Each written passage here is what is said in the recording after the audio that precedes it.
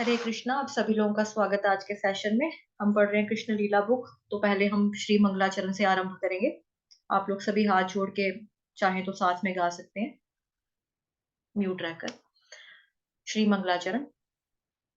ओम अज्ञानतिमिरान्धस्य ज्ञानाञ्जनशलाकया चक्षुरुन्मिलितं येन तस्मै श्रीगुरुवे नमः। श्रीचैतन्यमनोभीष्टं स्थापितं येन भूतले स्वयं रूपः कदा मह्यं ददाति स्वपदान्तिकम्। वन्देऽहं श्रीगुरोः श्रीयुतपदकमलं श्रीगुरुन् वैष्णवांश्च श्रीरूपं साग्रजातं सहगण रघुनाथान्वितं तं सजीवम्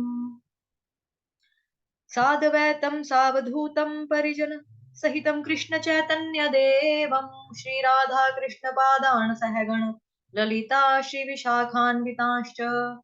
नमा ओम विष्णुपादाय कृष्ण प्रेष्ठाय भूतले श्रीमते भक्ति वेदांत स्वामिनिति नामिने। नमस्ते सारस्वते देवे गौरवाणी प्रचारिणे निर्विशेष शून्यवादी पाश्चात्य देश तारिणे। नमो महावदन्याय कृष्ण प्रेम प्रदायते कृष्णाय कृष्ण चैतन्य नामने गौर्तिषे नमः। हे कृष्ण करुणा सिंधो दीनबंधो जगतपते गोपेश गोपिका कांत श्री राधा कांत नमोस्तुते। तप्त कांचन गौरांगी श्री राधे वृंदावनेश्वरी वृषभानुसुते देवी प्रणमामि हरिप्रिये। वाञ्छाकल्पतरुभ्यश्च कृपा सिन्धुभ्य एव च पतितानां पावनेभ्यो वैष्णवेभ्यो नमो नमः।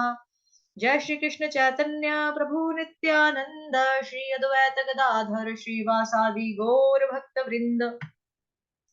हरे कृष्ण कृष्ण कृष्ण हरे हरे हरे राम राम राम हरे हरे। हरे कृष्ण कृष्ण कृष्ण हरे हरे हरे राम राम राम हरे हरे। हरे कृष्ण कृष्ण कृष्ण हरे हरे हरे राम राम राम हरे हरे।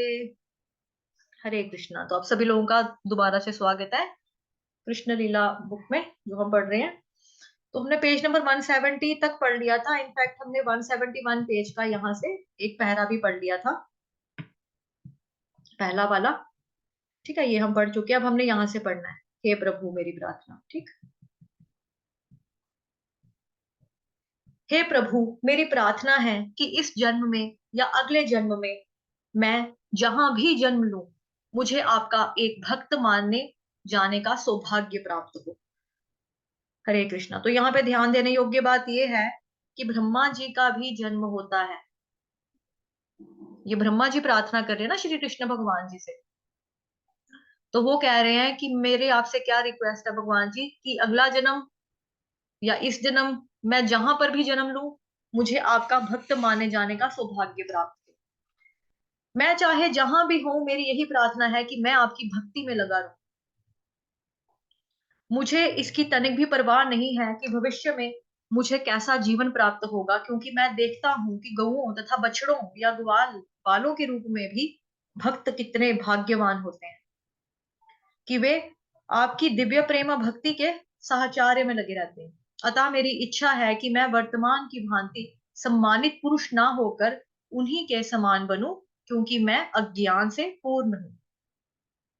वृंदावन में गोपिकाएं और गौएं इतनी भाग्यवान हैं कि वे आपको अपने स्तन का दूध दे सकती हैं। वे व्यक्ति जो बड़े बड़े यज्ञ करने में लगे रहते हैं तथा अनेक कीमती बकरों की बलि चढ़ाते हैं, वो आपको ठीक से नहीं समझ पाते, किंतु केवल भक्ति करने से या ये अनजान ग्राम वधुएं तथा गौएं आपको अपने दुग्ध से प्रसन्न कर सकी हैं। आपने जी भरकर उनका दुग्ध पान किया है, फिर भी आप यज्ञ में व्यस्त लोगों से कभी भी इतने संतुष्ट नहीं हुए। अतः मुझे नंद महाराज, माता यशोदा और गोप गोपियों के भाग्य पर आश्चर्य हो रहा है, क्योंकि आप परम सत्य श्री भगवान के रूप में उनके अत्यंत प्रिय पात्र हैं। हे प्रभु, इन वृंदावन वासियों के सौभाग्य को कोई भी भली भांति नहीं जान सकता। हम सारे देवता जीवों की विविध इंद्रियों को नियंत्रित करते हैं और हम इसी पर गर्वित रहते हैं, किंतु हमारी स्थिति तथा इन वृंदावन वासियों की स्थिति की कोई तुलना नहीं की जा सकती, क्योंकि वे अपने संवेदनात्मक कार्यों से आपकी उपस्थिति तथा संगति का वास्तविक आनंद उठा रहे हैं। भले ही हमें इंद्रियों के नियामक होने का गर्व हो, किंतु यहाँ के वृंदावन वासी इतने दिव्य हैं कि वे हमारे नियंत्रण में नहीं आते। वास्तव में वे आपकी सेवा के माध्यम से इंद्रियों का सुख भोग कर रहे हैं। अतः इसे मैं अपना परम सौभाग्य मानूंगा यदि भविष्य में मुझे वृंदावन की इस स्थली में जन्म लेने का सुअवसर प्राप्त हो सके। अतः हे प्रभु, मुझे ना तो भौतिक ऐश्वर्य की कामना है, ना ही मुक्ति की। आपके चरण कमलों में यही विनीत प्रार्थना है कि आप इस वृंदावन जंगल के अंतर्गत मुझे किसी भी प्रकार का जन्म दें, जिससे मुझे वृंदावन के कुछ भक्तों की चरण रज प्राप्त करने का अवसर मिल सके। यदि मुझे इस भूमि पर तुच्छ घास बनकर उगने का अवसर दिया जाए तो वह भी मेरे लिए अत्यंत कल्याणकारी जन्म होगा।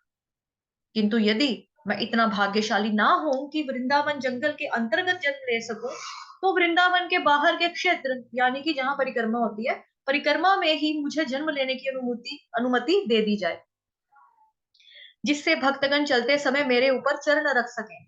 यह भी मेरे लिए परम सौभाग्य होगा। मैं तो ऐसे जन्म की कामना करता हूं जिसमें मैं भक्तों की चरण रज से धूसरित होता रहूं, क्योंकि मैं देख रहा हूं कि यहाँ सारे व्यक्ति कृष्ण भावनामृत से ओतप्रोत हैं। वे मुकुंद अथवा कृष्ण के चरण कमलों के अतिरिक्त अन्य किसी को भी नहीं जानते। निस्संदेह सारे वेद उन्हीं को खोजते हैं। ठीक, श्रीमद् भगवत गीता में इसकी पुष्टि की गई है कि वैदिक ज्ञान का उद्देश्य भगवान कृष्ण की खोज है। तो श्रीमद् भगवत गीता, जो कि श्री कृष्ण की ही वाणी है, भगवान जी ने जो ज्ञान दिया है, तो उसमें जो श्लोक आता है 15वें अध्याय, जिसका नाम है पुरुषोत्तम योग, उसका 15वां श्लोक है, सर्वस्य चाहं हृदि सन्निविष्टो मतः स्मृतिर्ज्ञानमपोहनै च वेदैश्च सर्वैरहमेव वेद्यो वेदांत कृद्वेद विदेव चाहम्। अब यहाँ पे भगवान क्या कह रहे हैं? वेदैश्च सर्वैरहमेव वेद्यो वेदांत कृद्वेद विदेव चाहम्। यानी कि भगवान कह रहे हैं कि मैं ही वेदों के द्वारा जानने योग्य हूं। जो लोग वेद पढ़ते हैं तो असल में वो किसको जानने की कोशिश कर रहे होते हैं? मुझे जानने की कोशिश कर रहे होते हैं। तो वेदों में जो चीजें बताई हैं, वेदों में जो ज्ञान बताया है, वो मैं हूं, मेरे बारे में बताया है। निस्संदेह मैं वेदांत का संकलन करता हूं तथा समस्त वेदों का जानने वाला हूं। ठीक, तो ये पुरुषोत्तम योग में आता है आपका 15वां अध्याय, उसका नाम 15वां अध्याय का 15वां ही श्लोक है। सर्वस्य चाहम हृदि सन्निविष्टो मत समृतिर्ज्ञानम अपोहनै च वेदाश्च सर्वैरहमेव वेद्यो वेदांत कृद्वेद विदेव चाहम। ठीक, फिर है जी, उसके बाद यहाँ पे लिखा है, ब्रह्म संहिता में कहा गया है कि वैदिक साहित्य के क्रमबद्ध अध्ययन से भगवान श्री कृष्ण को प्राप्त कर पाना कठिन है, किंतु शुद्ध भक्ति की कृपा से वे सहज उपलब्ध हो सकते हैं। वृंदावन के शुद्ध भक्त वृंदावन के शुद्ध भक्त भाग्यशाली है, क्योंकि वे पूरे समय मुकुंद यानी कि भगवान श्री कृष्ण का दर्शन करते रहते हैं। मुकुंद शब्द को दो प्रकार से समझा जा सकता है। मुख का अर्थ है मोक्ष, क्योंकि भगवान कृष्ण मोक्ष देने वाले हैं, ठीक है, अर्थात दिव्य आनंद के दाता है। यह शब्द उनके हास्यमय मुख का भी द्योतक है, क्योंकि जब भी कृष्ण भगवान की आप कभी विग्रह देखेंगे, तस्वीर देखेंगे, उसमें मंद मंद मुस्कुराहट होती है उनकी, वो हमेशा स्माइल कर रहे होते हैं। ठीक, यह शब्द उनके हास्यमय मुख का भी द्योतक है, जो कुंद पुष्प की तरह है। कुंद किसको बोलते हैं? पुष्प की तरह, पुष्प एक फ्लावर को बोलते हैं, पुष्प का मतलब होता है फूल, ठीक है। कुंद जो कुंद पुष्प की तरह है, कुंद एक अत्यंत सुंदर फूल है जो हंसता जैसा प्रतीत होता है, इसीलिए यहाँ पे ये उपमा दी जाती है। वृंदावन के विशुद्ध भक्तों तथा अन्य भक्तों में भी यही अंतर है कि वृंदावन के वासियों में श्री कृष्ण के सानिध्य के अतिरिक्त कोई अन्य कामना नहीं रहती। कृष्ण भक्तों पर निरंतर निरंतर दयालु होने के कारण उनकी इच्छाओं को पूरा करते हैं, और चूंकि वे कृष्ण का निरंतर साहचर्य करते हैं, इसलिए भगवान इसके लिए सदा तैयार रहते हैं।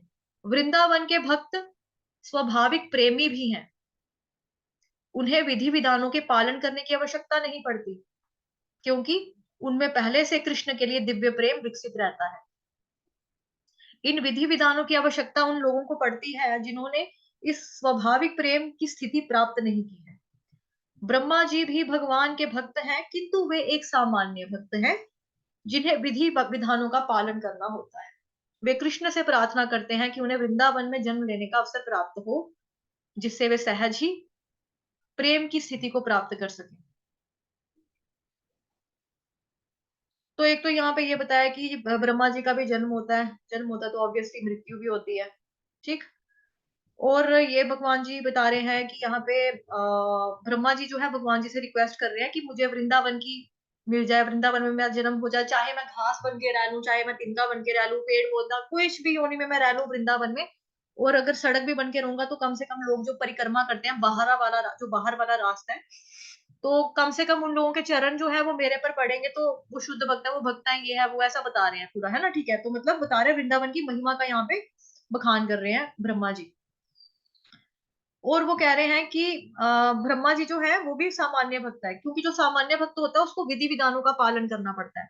जैसे जो लोग वृंदावन के वासी हैं वहां पे क्या चलता है, राधे राधे, है ना। वृंदावन एरिया, मथुरा वृंदावन में राधे राधे, राधे श्याम, ऐसी चीजें राम से चलती है। लेकिन हम लोगों को क्या बताया गया है गुरु परंपरा में, मतलब इस्कॉन जो हम गौड़ीय वैष्णव परंपरा है, और जो चैतन्य महाप्रभु जब आए हैं तो उन्होंने खुद बताया है कि हरे कहकर संबोधित करना है राधे माता को, क्योंकि हम लोगों को इतना अधिकार ही नहीं है, बिकॉज ना तो हमारा वहां पे जन्म हुआ है, और हम लोग काम वासना से भरे हुए लोग हैं। हमारे अंदर लालच, मद मत्सर्य, लोभ, अहंकार, ईर्ष्या, हमारे अंदर सारी की सारी जो बुरे बुरे वाली चीजें हैं ना, वो सारी की सारी हमारे अंदर हैं। तो इसीलिए हमको बोला गया कि अगर आपको लेना है, राधा माता का नाम लेना, तो आप उसको ऐसे नहीं बोल सकते हो जैसे आमतौर पे लोग कहते हैं कि राधे राधे, ऐसा नहीं कह सकते हैं। हम लेते हैं प्रॉपर, मतलब एक प्रॉपर, मतलब हमें सिस्टम बताया हुआ है, एक अथॉरिटी वाला ऑथराइज चैनल सिस्टम है, उसके अकॉर्डिंगली हम चलते हैं। तो 500 साल पहले जब चैतन्य महाप्रभु जी जब आए थे, जब कलयुग स्टार्ट हुआ था जस्ट, तब वो आए थे। और उन्होंने बताया, क्योंकि वो और कोई नहीं है, खुद ही साक्षात वो कृष्ण और राधा का मिक्सचर है, रूप है। तो वो बताकर गया कि इस तरह से आपने बुलाना है माता को।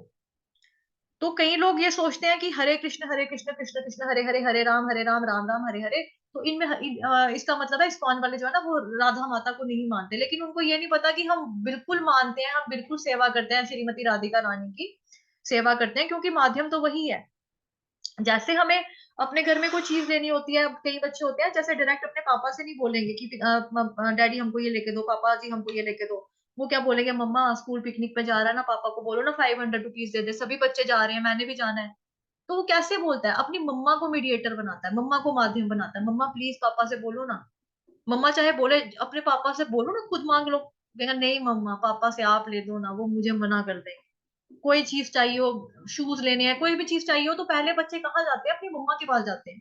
तो सिमिलरली अगर हमें भी कुछ चाहिए, भक्ति चाहिए हमें, भक्ति चाहिए हमें, तो हम पहले राधा माता के चरण पकड़ेंगे ना, हम पहले माता के पास जाएंगे, माता से मांगेंगे कि परम पिता श्री कृष्ण भगवान जी को मनाए। तो जब राधा माता देखेगी, फिर वो हमारी सिफारिश करते हैं कि हाँ भाई ये बहुत अच्छा भक्त है, ये अच्छा भक्त है, मुझसे भी अच्छी भक्ति करता है, भगवान जी आप इसको आने दो, इसको अलो करो, तो आने दो इसको, ये अच्छा भक्त है। तो भगवत धाम में ऐसे जाते हैं। और जो गुरु महाराज जी जो होते हैं, जिनसे हम हरि नाम दीक्षा लेते हैं, ब्राह्मण दीक्षा लेते हैं बाद में, वो क्या करते हैं, उनका कार्य होता है, वो श्री मतलब जो राधा माता है, जो मतलब कि राधा कृष्ण भगवान जी के द्वारा नियुक्त किए गए वो प्रतिनिधित्व होते हैं, रिप्रेजेंटेटिव होते हैं वो, कि उनको कार्यभार सौंपा हुआ है कि मतलब वो सिफारिश करेंगे भगवान जी के आगे। तो फिर हम डायरेक्ट थोड़ा कर सकते हैं ऐसे। तो भगवान जी जब, अगर आप लोगों में से किसी ने आईडीसी का कोर्स किया हुआ है, इस्कॉन डिसाइपल कोर्स, तो वहां पे भी आपने पढ़ा होगा कि भगवान कहते हैं कि कोई मेरे पर मुझ तक छलांगे लगा लगा के नहीं पहुंच सकता, कि डायरेक्ट हम भगवान जी को छलांग लगा के पकड़ लेंगे। मैंने माध्यम बनाया हुआ है बकायदा।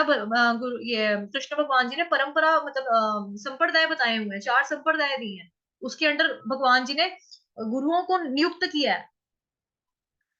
जो गुरु जो है वो उनके रिप्रेजेंटेटिव है, उनके उनके उसके ऊपर फिर हम जाते हैं, फिर उनको गुरु जी से हम मिलते हैं, क्वेश्चंस को दूर करते हैं, जब हमारे जो डाउट्स होते हैं, जब डाउट्स के क्लाउड्स दूर होते हैं, हम भक्ति में लगते हैं, फिर हमारे हमें दिव्य चक्षु मिलते हैं धीरे धीरे। या फिर हम जैसे हम मंगलाचरण करते हैं तो क्या पढ़ते हैं उसमें, ओम अज्ञान तिमिरांधस्य ज्ञानांजन शलाकया, तो क्या बोलते हैं कि मतलब हमारे पास वो वाली आंखें दो आप हमको भगवान जी, हम तो अज्ञान वाली आंखें लेकर घूम रहे थे या घूम रहे हैं, आप हमको गुरु महाराज जी वो वाली आंखें दो जिससे हम भगवान जी के दिव्य प्रेम को देख सकें, भगवान जी के दिव्य ज्ञान को जान सके, भगवान जी के बारे में सुन सके, जान सके, देख सके, हमें वो वाली आंखें दो, दिव्य चक्षु दो। तो वो कैसे मिलेंगे? गुरु महाराज देंगे। तो पूरा एक इसका सिस्टम बना के रखा हुआ है। तो वहां के जो लोग हैं वहां का, क्योंकि जन्म ही वहां के लोगों को वहां पे हुआ है, तो ये हो गया वो खास भक्त है, हम आम भक्त हैं। क्योंकि देखो ब्रह्मा जी भी यहाँ पे बोल रहे हैं कि ब्रह्मा जी भी भगवान के भक्त हैं, कि तू भी एक सामान्य भक्त है जिन्हें विधि विधानों का पालन करना होता है। वे कृष्ण से प्रार्थना करते हैं, वे उन्हें वृंदावन में जन्म लेने का अवसर प्राप्त हो। और वहां के लोग तो कृष्ण भगवान जी से इस तरह प्रेम करते हैं कि वो कुछ भी मतलब बोलते हैं भगवान जी को। आपने सुना होगा, आपने देखा होगा। ब्रह्मा जी ने आगे कहा, हे भगवान, कभी कभी मैं शंकित हो जाता हूँ कि आप इन वृंदावन वासियों की भक्ति से किस प्रकार उरीन हो सकेंगे।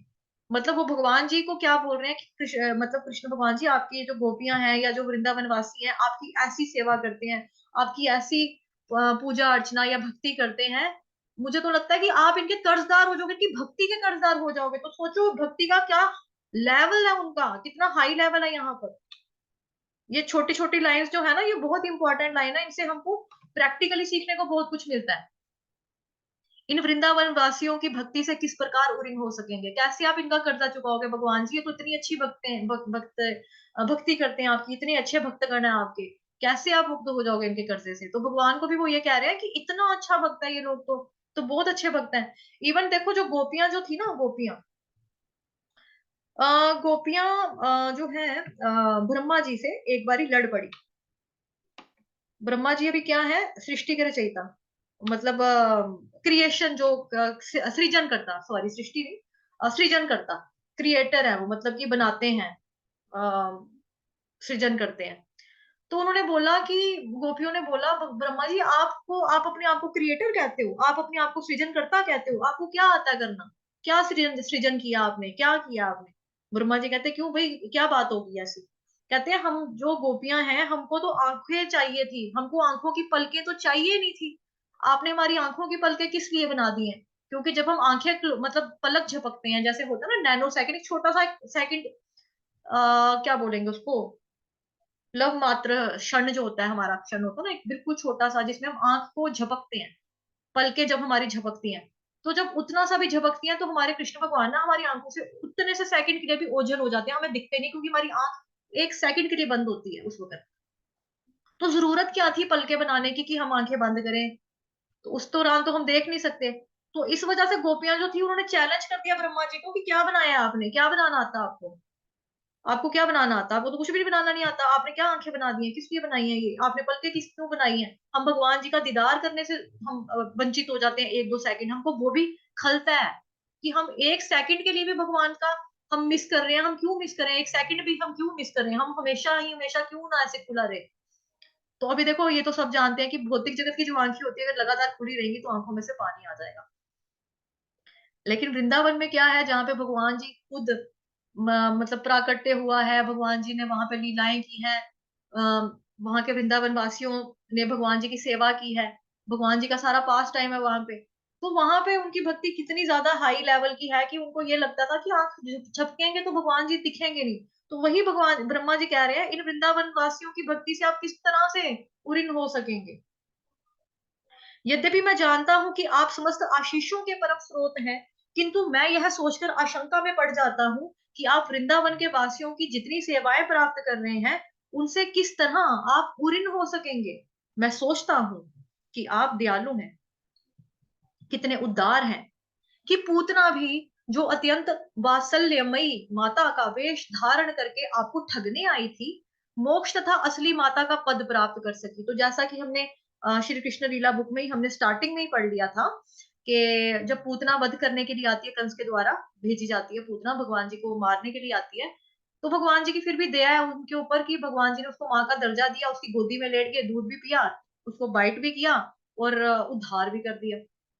अब जो इंसान जो है भगवान जी को गोद में लटा के मर रहा है और भगवान जी को देखते हुए मर रहा है, भगवान जी की सेवा, भले ही उसने विषैला दूध पिलाया, लेकिन आई तो पिलाने थी वो। अब जिस इंसान के पास जो चीज होती है वो उसी से सेवा करेगा, उसके पास आई जहर, वो जहर से सेवा करने आई भगवान जी ने आई तो धोखे से, मतलब यहाँ लिखा ना ठगने से आई थी, लेकिन भगवान जी की ये भगवान जी की काइंडनेस है, दयालु है भगवान, इतने उदार हैं कि उन्होंने पूतना का भी आ, उद्धार कर दिया। उससे क्या हुआ, मोक्ष तथा असली माता का पद प्राप्त प्राप्त कर सकी, क्योंकि लोग कहते हैं पूतना का दूध पिया भगवान ने, भगवान जी ने, मतलब उसने ऑफर किया, या मतलब कि भगवान जी उसकी गोद में लेटे तो क्या बोला, असली माता का पद प्राप्त कर सकी, मोक्ष मिला उसको।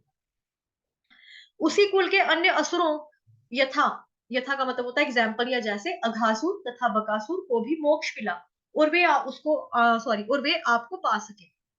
ऐसी अवस्था में मुझे आश्चर्य हो रहा है, इन वृंदावन वासियों ने आपको सर्वस्व, अपना शरीर, मन, प्रेम तथा अपना घर, धन, दौलत अर्पित किया है।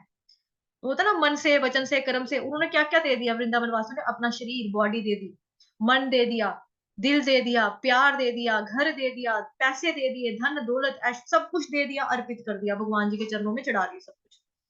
उनकी हर वस्तु आपके काम में लाई जाती है, अतः उनके इस ऋण को आप किस प्रकार चुका सकेंगे। आपने स्वयं को पहले ही पूतना को समर्पित कर दिया है। मेरी निश्चित धारणा है कि आप वृंदावन वासियों की प्रेम पूर्ण सेवा से कभी भी उऋण नहीं हो सकेंगे और उनके सदैव ऋणी बने रहेंगे। हे प्रभु, मैं जानता हूं कि वृंदावन वासियों की सेवा सर्वोत्कृष्ट इसलिए है क्योंकि वे अपनी सारी भावनाओं को आपकी सेवा में हर समय रत रखते हैं। कहा जाता है कि भौतिक वस्तुओं तथा घर के प्रति आसक्ति का कारण मोह है, जिससे जीव इस संसार में बन जाता है। अब जब तक हम अपनी चीजों को, भौतिक वस्तुओं को, अपनी खुद की चीजों को खुद की बिलोंगिंग समझेंगे, ये मेरा पेन है, ये मेरी कॉपी है, ये मेरा मोबाइल है, ये मेरा लैपटॉप है, ये मेरी बुक है, ये मेरा कमरा है, तो उससे क्या होगा, अटैचमेंट हो जाएगी ना, मेरा मेरा मेरा मेरा मेरा मेरा मेरा मेरा। लेकिन जब हम भगवान जी के चरणों पे चढ़ा दें कि ये भगवान जी का मोबाइल है, इससे मैं भगवान जी की क्लासें पढ़ती हूँ, पढ़ाती हूँ, सुनती हूँ, भगवान जी का लेक्चर आता है, इसमें भगवान जी की फोटो मुझे लोग भेजते हैं, मैं देखती हूँ, भगवान जी का मोबाइल है, ये मेरा मोबाइल नहीं। तो उससे क्या होगा, हम अटैचमेंट में नहीं होती हम लोगों को फिर। तो जीव जो है बंधता नहीं है, मोह के कारण हम बनते हैं ना, तो मोह ही, अगर हम मोह ही नहीं रखेंगे, भगवान जी को अर्पण अर्पण कर देंगे सारा कुछ, तो हम मोह में नहीं बंधेंगे। किंतु ऐसा उन लोगों के साथ होता है जो कृष्ण भावना भावित नहीं होते, जो मैं मेरा मेरा मेरा मेरा, और मोह में कौन फंसता है, जो कृष्ण भावना भावित नहीं होते। वृंदावन वासियों के साथ ऐसे अवरोध यथा घर बार की आसक्ति है ही नहीं, क्योंकि उनकी आसक्ति आप में केंद्रित हो चुकी है और उनके घर मंदिर बन चुके हैं। क्योंकि अब आप जैसे वृंदावन में जाते हैं ना, मथुरा वृंदावन, तो वहां पे देखो हर घर में मंदिर है, और लोग बकायदा दर्शन करने जाते हैं, जिन गलियों में भगवान जी खेले उनके घर भी मंदिर, उनके घर भी मंदिर, लोगों ने हर घर घर में मंदिर बनाया हुआ है, क्योंकि आप सदैव वहां उपस्थित रहते हैं, क्योंकि भगवान विग्रह रूप में भी हैं, भगवान जी ने अब उस पावन भूमि पर चरण रखे हैं, तो भगवान जी की आध्यात्मिक दृष्टि जो है उन वस्तुओं पे पड़ी है, तो वो कुछ भी जड़ पदार्थ तो रहा नहीं, वो तो आध्यात्मिक हो गया। भगवान जी ने जिस चीज को छुआ, जैसा कि हमने दामोदर लीला में भी पढ़ा था, है ना, कथा में सुना था, सब कुछ क्या है, आध्यात्मिक है। तो घर मंदिर बन चुके हैं, क्योंकि आप वहां सदैव उपस्थित रहते हैं, और चूंकि वे आपके लिए सब कुछ भूल चुके हैं, उनको कृष्ण के सिवा कुछ याद ही नहीं है, अतः उनके समक्ष कोई अवरोध नहीं रह गया। कृष्ण भावना भावित व्यक्ति के लिए घर बाहर जैसी वस्तु का ना तो कोई अवरोध है, ना ही कोई मोह है।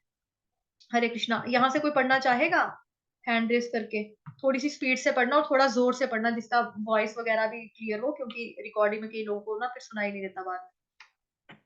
पढ़ना है किसी ने, हैंड रेस कर सकता है, माता जी या कोई प्रभु जी। नहीं पढ़ना है, ओके। मैं यह भी जानता हूं कि एक नन्हे ग्वाल बाल के रूप में आपका प्राकट्य कोई भौतिक क्रिया नहीं है। आप उनके प्रेम के प्रति अत्यधिक कृतज्ञ हैं, और आप अपनी दिव्य उपस्थिति के द्वारा उन्हें अधिकाधिक प्रेमा भक्ति के लिए प्रेरित करने आए हैं। वृंदावन में भौतिक तथा आध्यात्मिक वस्तुओं में कोई अंतर नहीं है, क्योंकि प्रत्येक वस्तु आपकी सेवा में समर्पित है। हे भगवान, आपकी ये वृंदावन लीलाएं आपके भक्तों को प्रेरणा देने के लिए ही हैं। यदि आपकी कोई वृंदावन लीलाओं को ऐहिक मानता है तो वह भ्रम में होगा। ऐहिक मतलब ऐ वही है, ऐसे ही है, तो वो क्या, वो भ्रम में होगा। हे कृष्ण, जो लोग यह कहकर आपकी हंसी उड़ाते हैं कि आपको सामान्य पुरुष जैसा शरीर प्राप्त हुआ है, उन्हें भगवत गीता में आसुरी तथा अल्पज्ञ कहा गया है। आप तो सदैव दिव्य हैं, अभक्त लोग इसलिए ठगे जाते हैं क्योंकि वे आपकी आपकी उत्पत्ति भौतिक मानते हैं। वस्तुतः आपने यह सामान्य ग्वाल बाल का शरीर अपने भक्तों की श्रद्धा तथा उनका दिव्य आनंद बढ़ाने के लिए धारण किया है। तो जो ये है ना अपना जैसे यहाँ पे क्या लिखा है श्रीमद् भगवद गीता में, आसुरी और अल्पज्ञ पुरुष कहा गया उन लोगों को। तो भगवान कृष्ण जो है 9th चैप्टर के 11वां जो श्लोक है उसमें भगवान बताते हैं, अवजानन्ति मामूढ़ा मानुषीं तनुमाश्रितम् परम भावम जानन्तो मम मम भूत महेश्वर। तो यहाँ पे भगवान क्या कहते हैं, जब मैं मनुष्य के रूप में अवतरित होता हूँ ना, तो जो मूर्ख लोग होते हैं वो मेरे पे हंसने लगते हैं, मेरा उपहास करते हैं, वे मुझ परमेश्वर के दिव्य स्वभाव को नहीं जानते। अब जानन्ति मामूढ़ा मूढ़ अब जानन्ति मामूढ़ा मानुषीन तनुमाशितम मानुषीन तनुमाशितम और परम भाव मजानंतो मम भूत महेश्वरम। और जो 16वां अध्याय है इसका श्रीमद् भगवद गीता का, उसका जो 20वां श्लोक है, उसमें भी भगवान कहते हैं, आसुरी योनिमापन्ना मूढ़ा जन्मनि जन्मनि माम प्राप्यैव कौन्तेय ततो यान्त्यधमां गतिम्। तो ऐसे लोग फिर क्या होते हैं, आसुरी योनि में बार बार जन्म लेते हैं, मूर्ख जो है मुझ तक कभी पहुंच भी नहीं पाते हैं। हे कुंती पुत्र, तो वो धीरे धीरे करके अत्यंत अधम गति को प्राप्त होते हैं। तो ये भगवान जी 16 चैप्टर में बताते हैं 20वें श्लोक में। और जो पहला वाला श्लोक बताया, अब जानन्ति मां मूढ़ा मानुषीं तनुमाशितम मरम परम भाव मजानंतो मम भूत महेश्वरम। ठीक, ओके, पढ़ना चाहता है कोई? मैं थोड़ा थक गई हूँ अब। ओके, दो बच्चों ने हाथ उठाया, अभिषेक प्रभु जी और रिया माता जी। अभिषेक प्रभु जी, पहले आपको अनम्यूट कर देती हूँ, आपने हैंड पहले उठाया था, आप बोल हरे कृष्णा माता जी, हरे। दंडवत प्रणाम। हे भगवान, मुझे उन लोगों के विषय में कुछ नहीं कहना जो यह विज्ञापित करते हैं कि उन्हें ईश्वर का साक्षात्कार हो चुका है या आपकी अनुभूति के कारण वे स्वयं ईश्वर बन गए हैं। किंतु जहाँ तक मेरा प्रश्न है, मैं यह स्पष्ट स्वीकार करता हूँ कि मेरे लिए मनसा वाचा और कर्मणा आपको समझ पाना संभव नहीं है। भला मैं आपके विषय में कह ही क्या सकता हूँ? आपको अपनी इंद्रियों के द्वारा किस तरह समझ सकता हूँ? मैं इंद्रियों के स्वामी मन के द्वारा आपके विषय में ठीक से सोच भी नहीं सकता। इस संसार में ऐसा कोई भी व्यक्ति नहीं जो आपके गुणों, कार्यों तथा आपके शरीर के विषय के कल्पना भी कर सके। केवल आपकी कृपा से ही कोई कुछ हद तक जान सकता है कि आप क्या हैं। हे स्वामी, आप समस्त सृष्टि के परमेश्वर हैं। यद्यपि भ्रांतिवश कभी-कभी मैं अपने आप को इस ब्रह्मांड का स्वामी मान बैठता हूँ।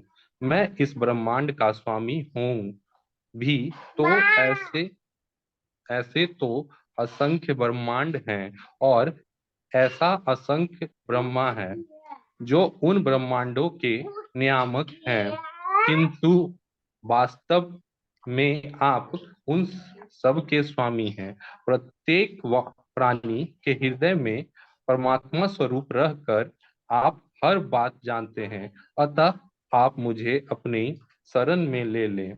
मुझे आशा है कि मैंने आपके ग्वाल बालों तथा बछड़ों के साथ आपकी लीलाओं में जो व्यवधान डाला है उसे उसके लिए मुझे क्षमा कर देंगे। यदि आप अब मुझे आज्ञा दें तो मैं चला जाऊं, जिससे आप मेरी अनुपस्थिति में अपने मित्रों तथा बछड़ों के साथ आनंद भोग सके। हे कृष्ण, आपका नाम ही यह बताता है कि आप सबों को आकर्षित करने वाले हैं। सूर्य तथा चंद्रमा का आकर्षण आपके ही कारण है। सूर्य के आकर्षण द्वारा आप यदुवंश को सौंदर्य प्रदान कर रहे हैं। चंद्रमा के आकर्षण के कारण आप भूमि, देवताओं, ब्राह्मणों, गायों तथा सागरों के की शक्ति को बढ़ा रहे हैं। आपके परम आकर्षण के कारण ही कंस आदि असुरों का संहार हुआ। अतः मैं इस निष्कर्ष पर पहुंचा हूं कि इस सृष्टि में आप ही एकमात्र पूजनीय विग्रह हैं। कृपया इस जगत में संहार तक मेरा सादर नमस्कार स्वीकार करें। जब तक मैं इस जगत में सूर्य का प्रकाश है, तब तक मेरी विनत प्रणाम स्वीकार करें।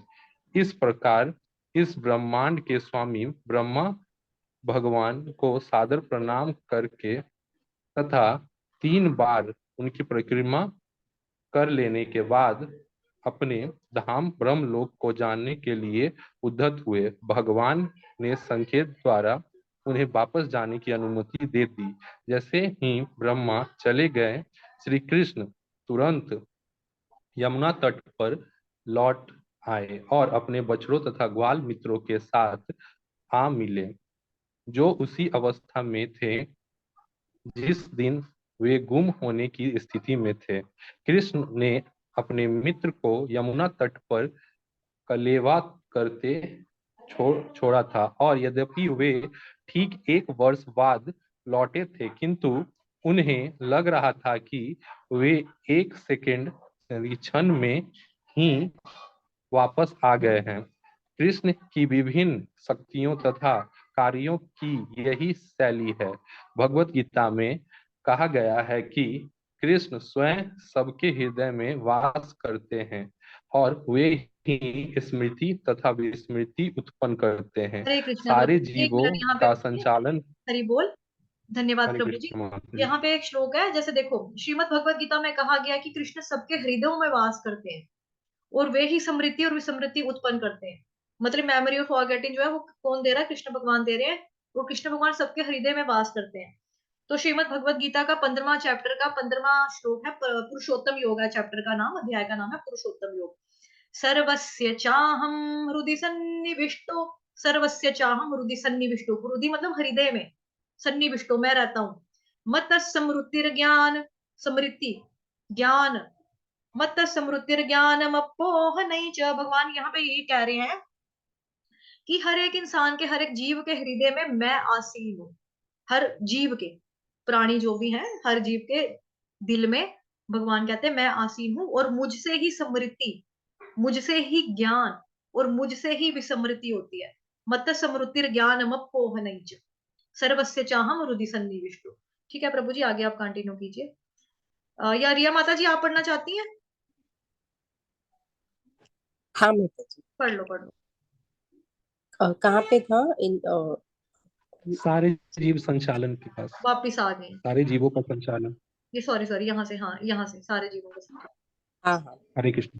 हाँ, सारे जीवों का संचालन कृष्ण की पार प्रकृति द्वारा होता है, और ये जीव कभी अपनी स्वाभाविक स्थिति को सिमरण रखते हैं तो कभी भूल जाते हैं।